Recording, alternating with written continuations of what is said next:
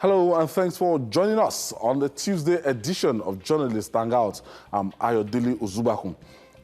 Today on the program, MURIC seeks justice for 9 abducted Kano children, kicks against kidnapping for Christ. Strike looms as the minimum wage impasse continues. And later on the show, Leah Sharibu's father laments federal government's inability to secure daughter's release 600 days after abduction.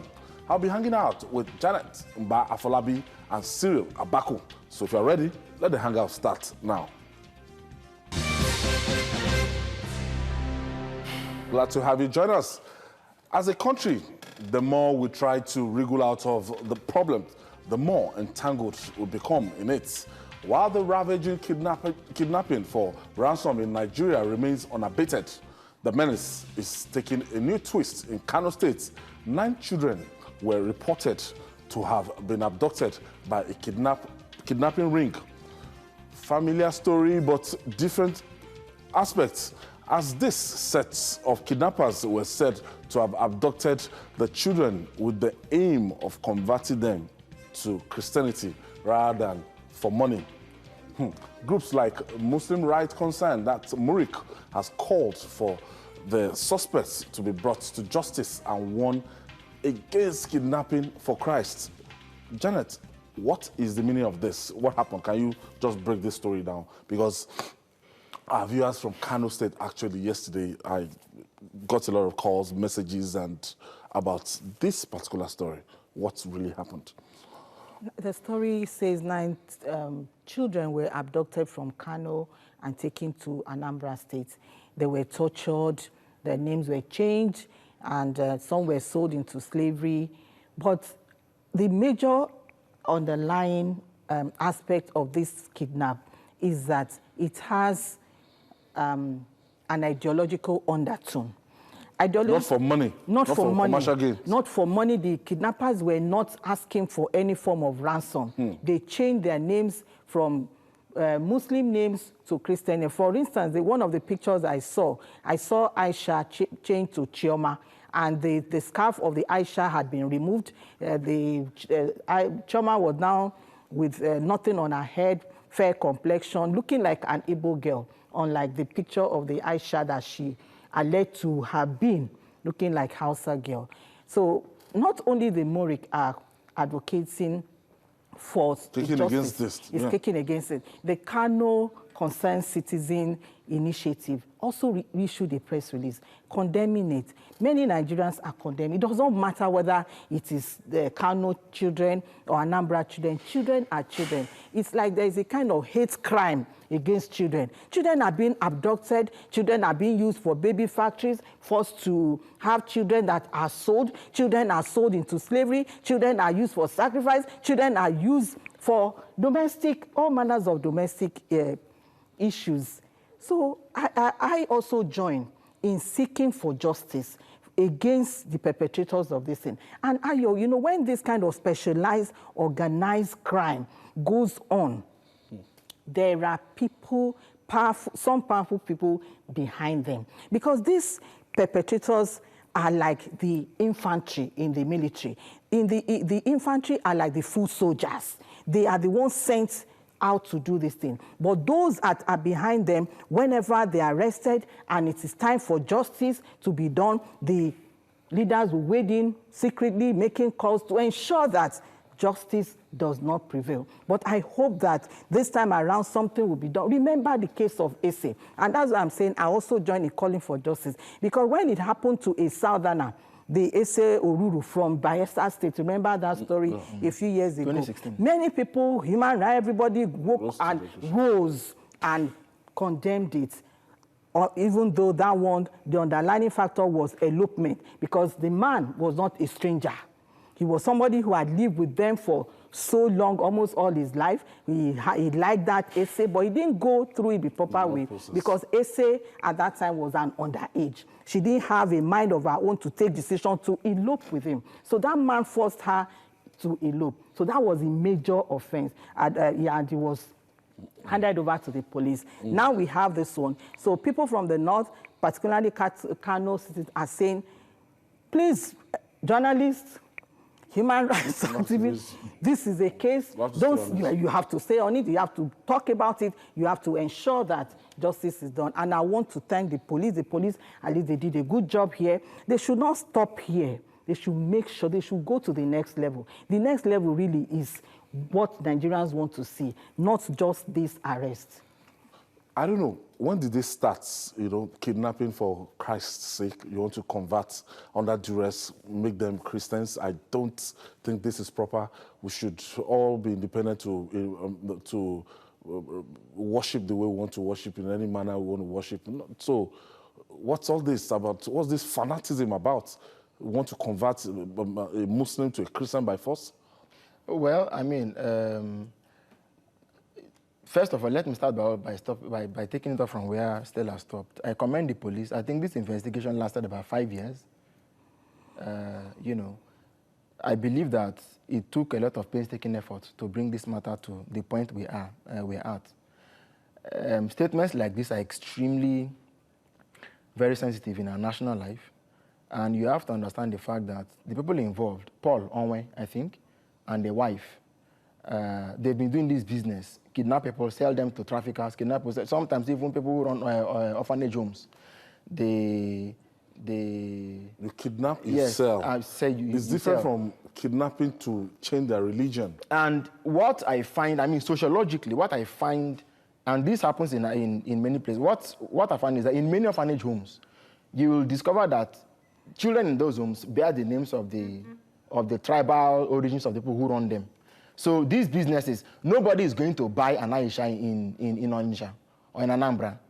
I'm looking at the reality of people who are kidnapped, because Paul Onwe is not. I don't think he's a pastor. I don't think he is affiliated to any particular religious organization that you would say, you know. Paul must be a Christian. No, of course. Must be a Christian. But what I'm saying is that Paul Onwe, no, it's fine. Paul Onwe.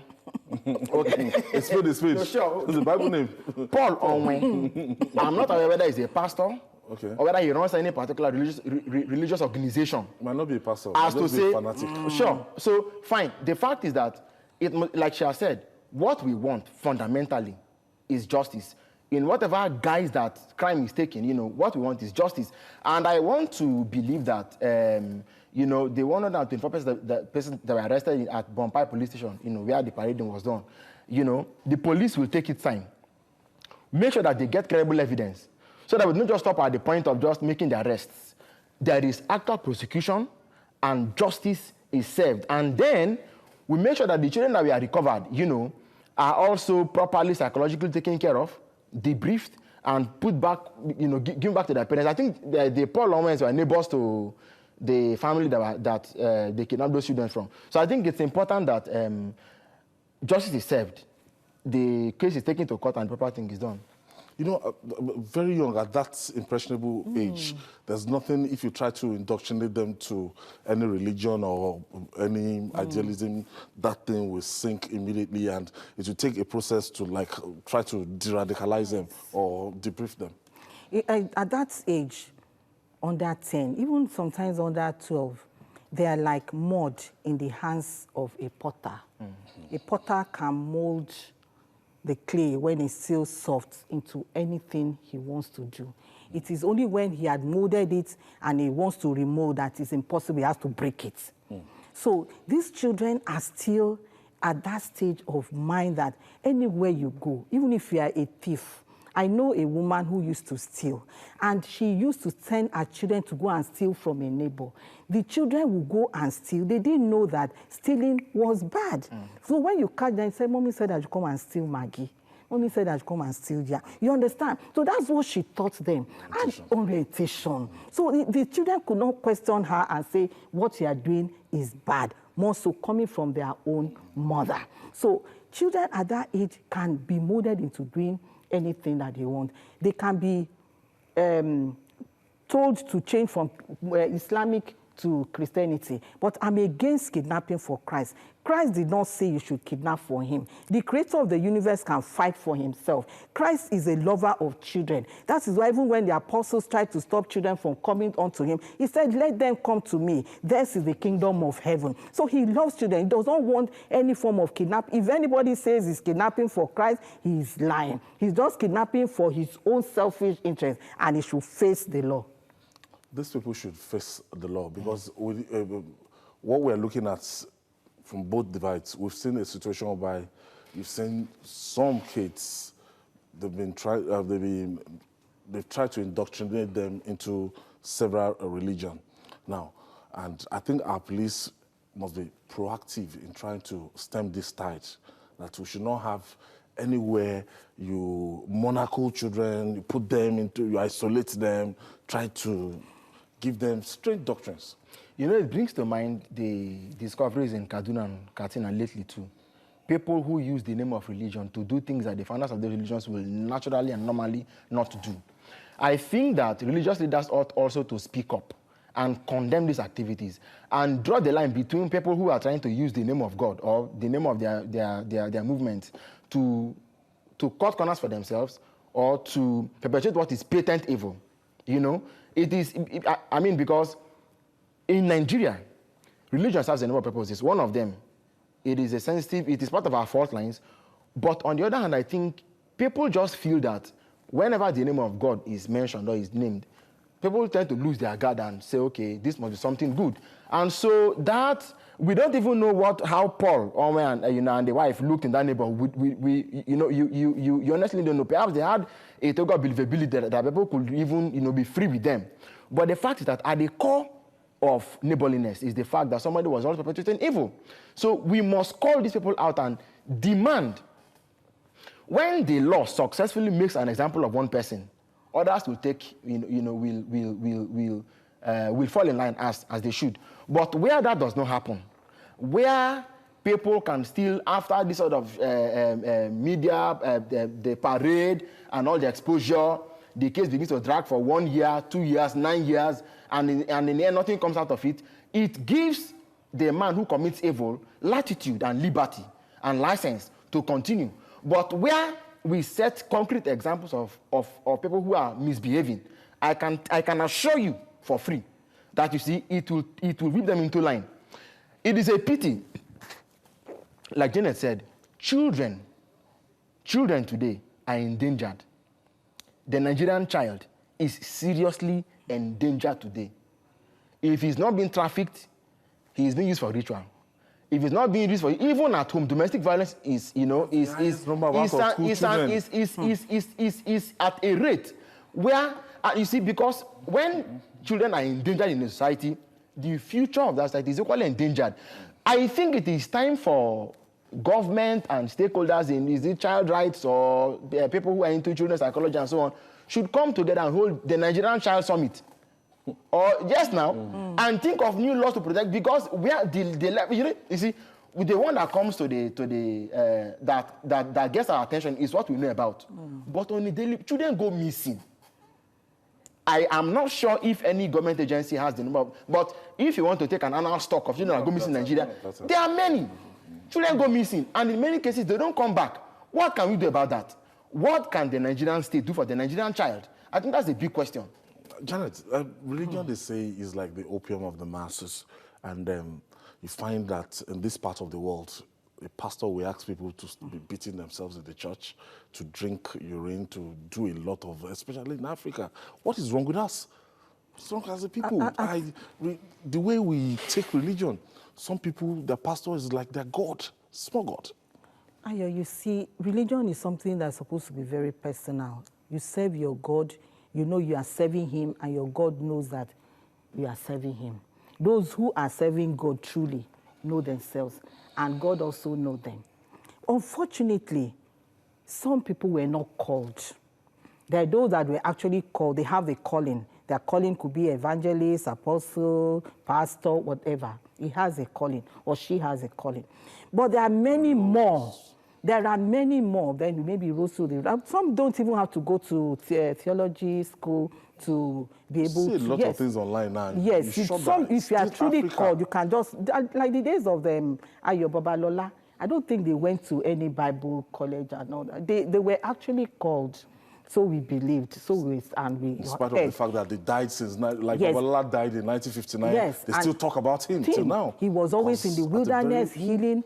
It was genuine. If he had any scandals by now, it would have come up. But many more people are not called. They now see religion as business. They see religion as a money-making venture. They now capitalize on the situation of the economy. They now capitalize on the minds of people, because church is almost mosque is the only place that when you go, you totally submit yourself and you listen and you commune with God. So at that point, when your mind is at peace with God, that's when they strike. That's when they begin to manipulate. I mean, those that are not called, that means they begin to manipulate and they begin to tell you all manners of things. And some people believe so easily. Some people are so gullible, they just believe, they think their pastor is God. When you begin to equate a man, human being, mortal, mere mortal, with the creator of the universe that is immortal, then there is a problem. And some of those pastors that are not called may also have a way of,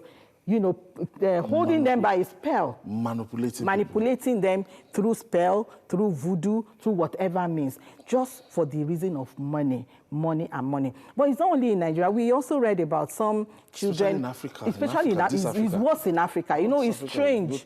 It was brought, Christianity was brought to us by our colonial masters. And we now seem to understand the Christianity more than them. We have now devised our own native intelligence way of using Christianity to make money. I read a story about some priests abroad who had to pay millions to children that they abused. So in my mind, I was wondering, these children, were they members of the church? Did they live with this priest? Because you trust them. You trust them and give your child to stay with. And they now abuse that opportunity and begin to either physically or sexually abuse these children. And they were all boys, little children. It's so unfortunate. Really, what do you make about the level we could go in trying to, manipulate people in the name of religion in this part of the world? I think that the perversion of religion is as old as religion itself. It has always been there. And if you ask core practitioners of any of these faiths, they will tell you that, it is part of the challenges they face, even internally. I think in the Bible, Paul talked about false brethren. So even in safe places, you still have people who come in, who dead with, as truth seekers and so on, and then, but they are still. But I think that I understand African animism to a certain point. And so when I see... Does it have anything to do with poverty or backwardness? Just so that I'm coming. I understand African animism to a certain point. And so when people who come in the name of the Lord bring animist principles, superstitions and so on, and try to blend it together, if you are not careful, if you don't understand how these things work, you fall prey. It is not even the extremes that are the problem. There are people who look genuine, actually, and yet they are heretics because they blend a little of lies and a little of truth. Even those who come to say, I have seen that tomorrow something is going to happen, and tomorrow comes and it doesn't happen, and they claim that what they said was said in the name of the Lord. They are liars. Like she rightly pointed out, religion is personal. There is the collective aspect of it, which is also in the Bible. I think Hebrews 10:25. But the fact is that if you don't discover the truth for yourself, you will be a victim. That is the fact. And so the perversions are there, but the truth is also there. Now, these perversions, look at was it in Zimbabwe or Kenya or somewhere, where somebody said, what have we not seen, actually? People should be eating grass. What have we not seen? Jim Jones, was that not his name? That told people to drink, what's it called? To drink poison in the US. That they should all go to a field and drink poison. These things have always been there. But the fact is that, you see, everybody owes himself the truth. Owes himself the responsibility to find out the truth. It's a pity that these people exist, but they will always be there. Because even Jesus said, leave the tares to grow with the wheat. So to imagine that you're going to have a society where you won't have perverts is a lie. The fact, look at Paul. Paul belonged to the devil, if at all. Because you see, Christ wouldn't kidnap children. Paul Owen has no example in Christ. He belongs to Satan. In the story I read, I think they said his wife told him that this business you're doing is not good. Let's come out of it. He told her that no, this is where we are going to make money. He makes as much as up to 300,000 to 1.2 million naira from every sale. You know the problem, AY? The level of poverty in our society, and the brand of the innovative wickedness that it now produces. If by now our collective conscience is not awakened to it, then that is even the bigger problem. We can't, sometimes I wonder when foreign people watch our channels, what the kind of things that they see. From the first, in an entire bulletin, there are stories of somebody selling human parts, people being enslaved in Libya. Then you have story on armed robbers, you have story on kidnappers, you have story on bandits, you have stories on Boko Haram. So from the beginning to the end, it is one barbaric criminality or the other. What can we do as a people to collectively, and this is a society where religion and state are separate. And so where even if the person was a pastor, if he was doing something that was against the law, he should be apprehended and be dealt with. As far as our laws, the extant laws of the Republic of Nigeria, make provision for such punishment. But like I've said, my fear is that I hope that the case we have seen in Kano will not just end with parading people in public. Out of 124 suspects that were arrested, the spotlight is on 9 people. Fine.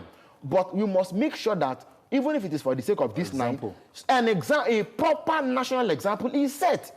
That has always been the missing link in justice delivery for cases like this. I mean, you'll be sure that haven't we even had worse? We have had worse. But let us make sure that we make a proper example out of Paul and his wife. I think if we have the evidence to do that, it will be very good. Are you not, doesn't it strike you that, look, the number of out-of-school children in Nigeria, the last time somebody was talking about close to 30 million.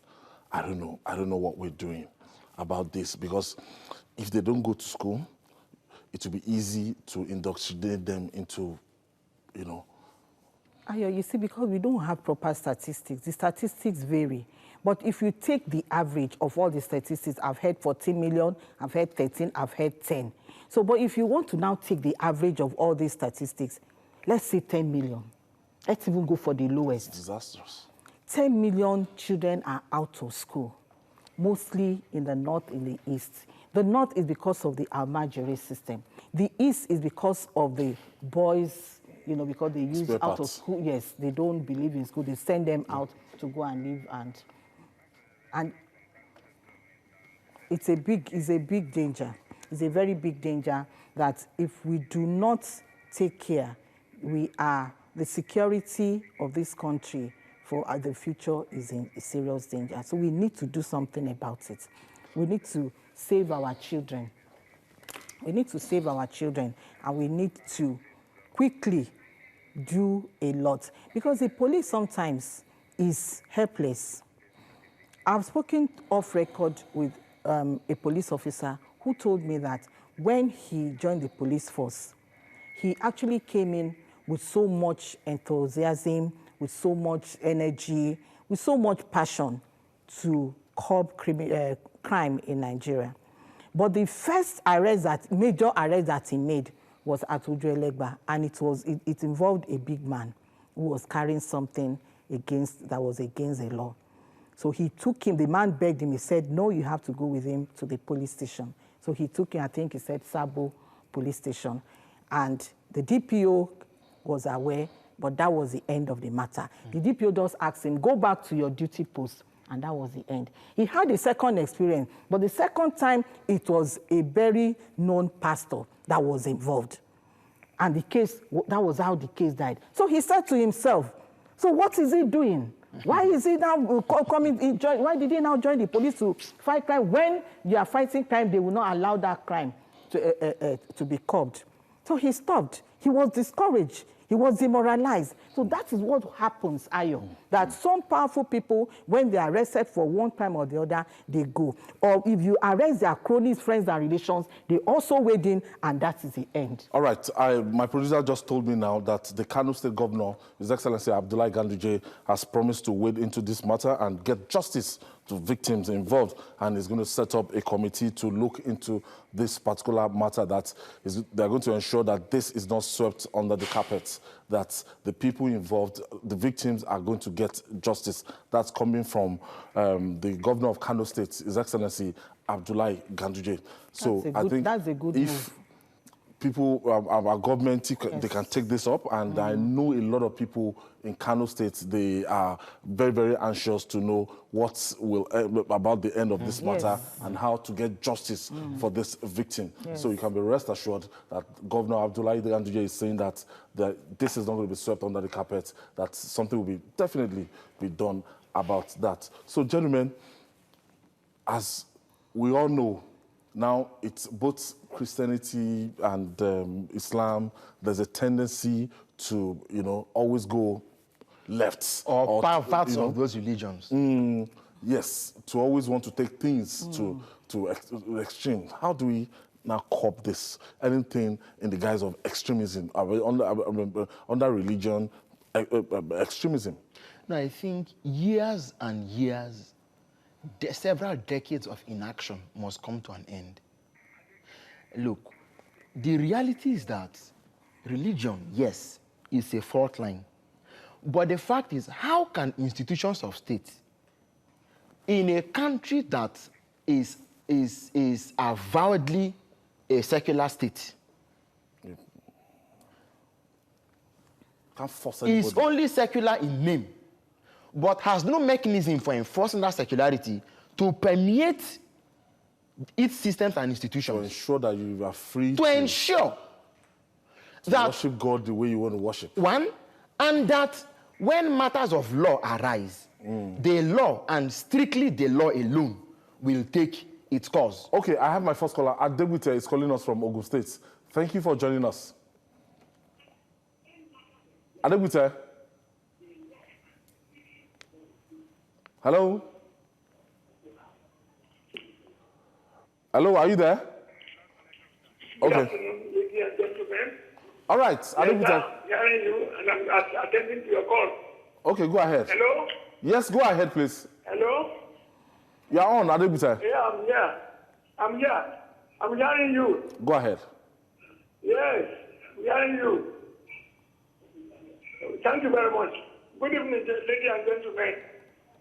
Yes, I'm on. Yeah, thank you very much.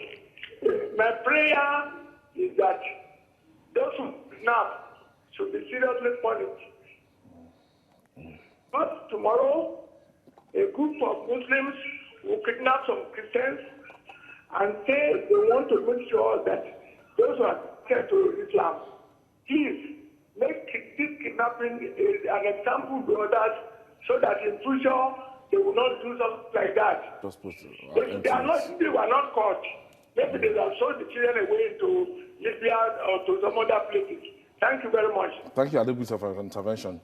So, yes, I was saying that years and years of inaction ought to come to an end. How do we sensitize ourselves to who we say we are or what we want to be?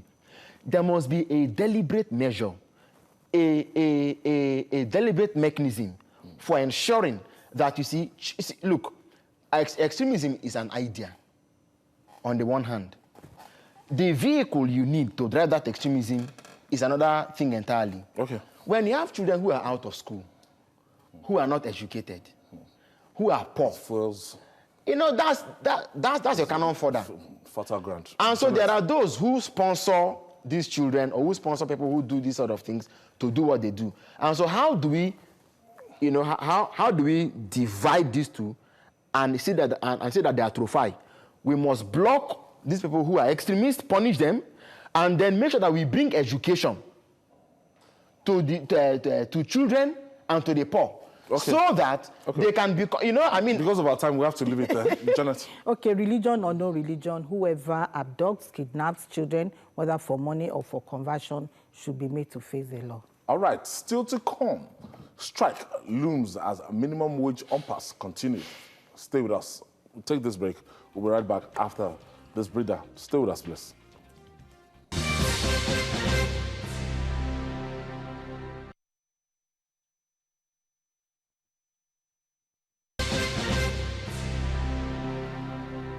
Okay, right.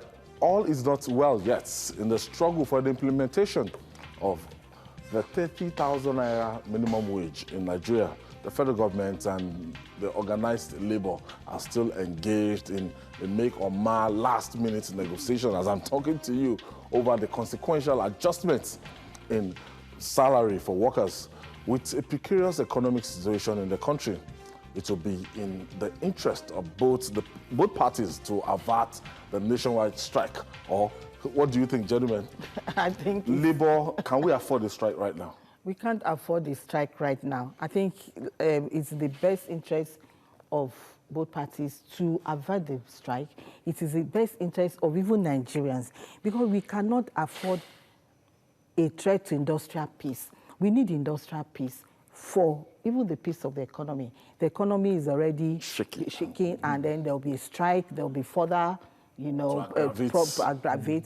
And who is actually defining? I listened to the Minister of Labour, and he said that, yes, there was a law, but that the law ended at 30,000 minimum wage. That the law did not go beyond 30,000 minimum wage. That any other That's thing, smart. Very smart. You see how your head is sometimes, you know. That you were talking, the law is states stipulate minimum wage. It's not talking about those in salary adjustment for everybody. That it is not a general wage review that the NLC asks for. They ask for minimum wage, and it has been given to them. It's like they're in the law court. Maybe the government was smarter than them in that area. So the minister said, well, any other review had to be negotiated. I have to bring it, and it has to be guided by the principle of ability to pay. You see that? Then it has to be consequential review and adjustment. Who defines what is consequential review and adjustment? Who interprets what is consequential review and adjustment, and who implements it? Those are the areas that there is deadlock, and this meeting may continue unless the two parties decide to shift a little bit and shift a little bit. Ayo, please allow me. The NLC is asking for 29% for level 7 to 14, 29% increment. And government said, no, we can only afford 11%. NLC said, from level 15 to 17, we are asking for 24% adjustment. Government said, no, we can give you 6.5% adjustment. But if you look at the percentages, it seems that the one of 30,000 minimum wage is the highest, because that one is just 6,000 away from 50% increase. You know, from 18,000 to 30,000. There is 12% addition to it to make it 30. So if you look at the percentage of that increase, it's almost 50 minus 6,000. You understand? Because if it were 50% increase, it would have been 36,000 minimum wage. Okay. So if you now apply the 50% across board to 17, level 17, which is the directorate cadre, the wages will be so much. That may not, that 50% may not be realistic, considering how much even the wages are now. Perhaps that is why the NLC came up and said, okay, give us 29 and 24. Government is saying we cannot afford that. But in all, we need progress, we need development. This country has suffered so much from arrested development, from strikes, and strike in Nigeria and demand for increment and wages predates independence. There was a strike by mine workers. You know, before independence, coal was like oil for Nigeria. It was a major source of revenue for Nigeria. So there were a lot of mine workers, and they demanded new boots. They demanded increase in their salaries. The colonial masters refused, and so one day they went on strike in 1947. The colonial masters, yes, go and find out. Michael Imodu. Yes, not Michael Imodu in 1947. The colonial masters were on the hill. They took advantage position with police. And then the miners were in the valley protesting. So 18 of them were killed. 29 or 49? So 18 were killed. I mean the year 1929 or 49? 1949. 47, 49. So I think it was 49, 1949. Because it was after that there was this upheaval, both opposition, friends, enemies came together and said enough is enough, we need to fight for independence. So that was when we had that election that was like a bridge to independence in 1959. So you can imagine how long this country had been talking about increment, had been talking about better life, better working conditions and all that. And so many people have been killed in the process, particularly during the military era when Oshomole was the head of the place. We are in democratic setting now, so it's like the fire is a little bit down. Some people are saying NLC is not as hard, it's not as biting as it used to be. Perhaps they are trying to be a bit compassionate that we don't want Nigeria to derail. They are trying to be a bit considerate. Now, when you look at this contention now, is the consequential adjustments between the upper grades and the federal government is looking at ultimately if they should yield to labor demand. I read yesterday that they might end up be paying close to 500 billion every month for workers, and this set of workers, they are less than 2% of the entire population of the country. And just take a look at that budget. Well, you see, I have to be very honest with you. Let's quickly take this from Abdullah. Abdullah is calling us from Kaduna State. Thank you for joining us, Abdullah. Yes. Good evening. Good evening. Go ahead with your contribution, please. Okay. Good evening to the panelists and good evening to you, Ayo. Yes, Abdullah, please go on. Good evening. Good evening to you, Mr. Ayo. Good evening, Abdullah. Go on, please. Abdullah called me to greet me.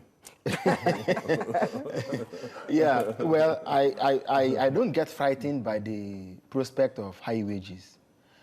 Because the fact is that ab initio, if you look at 30,000 naira for lower work for workers in the list of cadres perhaps, and you extrapolate that to what it could translate into for workers on the higher cadre, the very essence and concept of a minimum wage in itself is completely defeated in the present economic circumstance. So to think that by a minimum wage, you are actually helping to wage the workers' welfare is an argument that is false from the very beginning. But here we are, and we have to live with it. Now, the reality is that it will take a miracle. It will take a miracle for today's meeting to resolve all the standing issues of consequential adjustment, because one party is clearly going into this meeting a wounded lion. The other one is coming from the point of advantage. While I think just this afternoon, one of the labor unions said it was not interested in going on strike. That going on strike at these times would sabotage the very minimum wage issue itself. So clearly, wherever that was coming from, labor may appear to look a bit divided. They're going into this meeting. I do hope that, in the end, they are able to arrive at a figure that will be acceptable to both parties and that can avert the strike. But I don't see it happening. You see, the whole discussion, where they ended off before they postponed it to today, 15th of October, there were no actual... Okay, let me quickly just take this call. Olawale is calling us from Lagos. Thank you for joining us, Wale. Hello? Yes, thank you for joining us. Go ahead. Oh, good evening. How you doing? Good evening. Hello? Yes, Olawale, you are on. Good evening. How you? Good evening, Wale. Yeah, this is Olawale from Ikorodu. Okay, go ahead. Okay. Yeah, it's a pity. Okay, let me go ahead. It's a pity they've not been yes, it's a pity they've not been picking my call all these days. But I'm already talking. It's a pity they've not been picking my call all this while. But let me quickly comment on if you could remember Karl, he said religion is the opium of society. In Nigeria, there are so many ignorant people, there are so many illiterates, so the religious leaders are exploiting that to deceive. The fastest growing industry in Nigeria is the church, whether you like it or not. That's by the way. In respect of the minimum wage, don't let us deceive ourselves. The wife of the messenger and the wife of the director go to the same market. Why can't the people in the directorate cadre just be satisfied with maybe 5% or 10% increase? They are very, very selfish. It's unfair. It's unfair. And how can the total population of the civil service, federal, that is not up to 2 million, be receiving over 500 billion a month? Thank you, Wale. No, but it's not deliberate that we don't pick your calls, network issues, and so many calls contending, to come in. To address what the issue Wale just raised, I think the minimum wage bill can be revisited to perhaps, they can have an idea to stipulate how these increases can be done. But is it salary adjustment entirely, or that's minimum wage? Like we said it. Well, I actually spoke with somebody yesterday. They said minimum wage is just for those down cadre. And at the end of the day, the purpose might have been defeated. It's going to widen the gap between down below and... You're not necessarily. Okay. Not necessarily. The messenger cannot do the work of the director. Absolutely. We have to get that clear. We have to spell it clear. The salary should be a definition of your human resource capacity. That director could as well resign from federal government and go to private sector and determine what he wants to earn. But maybe our economy is not so sophisticated, so we can't be talking about all of these things at the same time. But the fact is that these differences have to be there. But look, a worker should earn his wage in the present economy. That's why I said this whole issue of minimum wage has lost the very essence and concept for which it was brought into being. The reason why I can, I have my reservations about that is that the price of things are going up on a daily basis. It is true. So if you have a family of, let's say, 4 children, at the level of the director, maybe they're already in university. You're paying for your rent because there's no mortgage in Nigeria. So let's not disperse. You're paying for your rent, okay? And there are things to cater for, car maintenance and so on. Cyril, I disagree with you that the messenger maybe who's earning grade 1, level 1 is not as important as the director. Everybody is important. I didn't say that. But you are saying that he may not be able to do the job. He may not be what you earn is the definition of what you do. Yes, he may not be able to do the job of the director. The director is doing the job for which he was employed to do. Of course. And the messenger is doing the job for which he was employed to do. These two people are not on the same level when it comes to economic power. Messengers, most of them live work in cities that they cannot afford to live in. Meanwhile, the director has official quarters, he has official car, he has a driver. A driver cannot even live in the city that the Oga is living in. After closing, he drops him and then travels back to the village or wherever the suburb that is coming from with 30,000 naira. And he spends almost all of that on transport. It is the director that should not even be given any increment at this time because we are still borrowing money. And they say we should borrow money to be paying them. No, I don't subscribe to. Maybe that's why even the federal government decided to give the minimum wage to the How much is the federal government proposing from level 15 to 17? 6.5. 6.5. Is that fair enough? Ayo, they don't deserve any increments. It is a question of the unions. This is called minimum wage, and it comes with consequential adjustments. If the government didn't feel that in the first instance that they were not going to even do this, okay, that term adjustment should not even have arisen. This sum of money that we're even talking about. Okay, so how much does the federal director? Nobody knows. I don't know for a fact. I don't know if anybody here knows for sure what is even earning in the first place. Do you know that in the federal civil service, If they say you earn 50,000 naira in a month, you will never get that amount of money. Deductions here and there. Yeah, all kinds of your money disappears into where you don't even know. Deductions here and allowances here and So there. why don't we? So it balances up. No. Yes. Let's not bring sentiment into the matter. No, I'm not sentimental. I'm realistic. It is because of discrepancies like this that corruption will linger. I think that the Minister of Labour shouldn't be happy that he was able to sneak or dribble the workers to agree for 30,000 naira without agreeing for concession. Well, there should be good faith. Okay. Without good faith, this today will not be enough for them to come to an agreement. Okay, we just hope at the end of today they will be able to agree on a way forward. And I sincerely hope the Nigerian Labour Congress will not embark on that strike. And reason will be able to prevail and they'll be able to resolve it at the round table. 600 days in captivity, yet no respite in sight for Leah Sharibu, the only remaining Dapchi girl abducted by Boko Haram in Yobe State in 2018. The father, Nathan Sharibu, is lamenting over the inability of the federal government to keep its pledge to ensure the release of Leah by abductors. He wonders why no one is giving any updates on the safety to the family. It's so pathetic. 600 days. That girl. It's still there. Just because.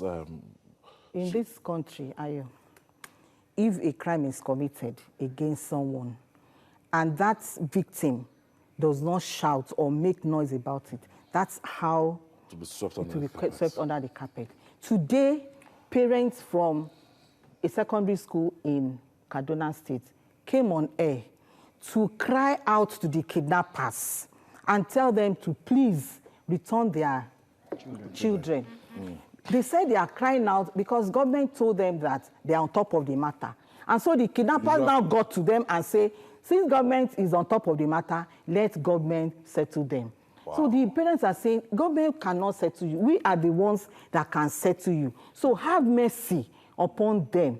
They will settle you, but release the... So you can imagine. So and today is the 11th day when those children were abducted or kidnapped. So if you don't follow up, 600 days is close to 2 years. The man is talking about it today, so it's in the news today. If he keeps quiet for the next 3 years, that story, nobody will talk about it. So he's the one that will keep talking about it, that will keep asking questions so that there will be follow-up, there will be action, there will be moves to find out why is this girl still there. Because beyond abduction or kidnapping, for me, it looks like hate crime. Hate crime in the sense that this girl, they hate the religion. Again, it's about religion. They hate the religion. Those who abducted her do not like Christianity. So they told her that if you do not denounce this religion and be converted to Muslim, you will not go. Others have left. She's the only one there. And she's saying no, she's still holding on to Christ. So that is hate crime in one side, abduction and kidnapping on the other hand. We hope that she's still safe. We hope that she's still alive because nobody can come out authoritatively to say, I spoke with her, I saw her, the kidnapper did not release any video of her talking. Nobody can tell the true situation as it is now. 600 days down the line, and I think the Boko Haram abductors, they are using her as like, you know, a prize gift to get something out of the federal government. And you know the implication of if they are saying, okay, this one we want to exchange for so and so amounts. I'm just talking generally. And why is it difficult to get out Leah Sharibu? Well, you know, I completely subscribe to what Stella said on this particular... Janet. Sorry, Janet has said. It is sobering. It is really sobering that up to this point, Leah would still be in captivity for no other reason than the fact that she chose not to denounce Christ. She chose not to become apostate. I think that if there is one true case that gives us the opportunity to demonstrate the fact that we are simply Nigerians and that irrespective of your religion, your tribe, your ethnicity, whatever it is, that we can all live together and dwell together as one family of peoples. This is where the federal government must step in and do whatever they can do to get out. You remember that when the other girls were released, what the minister said, if I remember clearly, he said that it was goodwill and that nothing was exchanged, that it was just a matter of goodwill, that they came to an understanding with Boko Haram, and that it was out of good faith that Boko Haram released the other girls that were kidnapped with her. I want to also call on the federal government to intensify efforts. This is Leah's father talking. From time to time, you'd see people come out and when she turned 16 in captivity, it was international, it was global outreach. It shouldn't be lost on us. We shouldn't become psychotic to the fact that a young girl is being kept in captivity, not for any other reason, but for a reason as simple and as basic as a private decision, a personal choice that she has made. I think it is the height of infamy. Now, like Janet also rightly pointed out, very correctly too, we live in a country where if you don't speak for yourself, your case will be lost. You know, I was sitting in front of the computer when the Kano story came, when it popped up, and I checked it, and I called our correspondent in Kano to confirm. Ibrahim Issa, he confirmed and sent me pictures. And we ran it on the news. But, 9, when we have been having 110, 200 and something, 300 and something, 300 in Kaduna, another 300 in Katsina, but talking about it here brings it home again to the fact that, look, it's as if kidnappers and ritual killers are having reward for their calumny and for their calamity. And so they have the temerity and the impetus and the, and the impunity. Yeah, that's what I'm looking for. An impunity to continue their trade.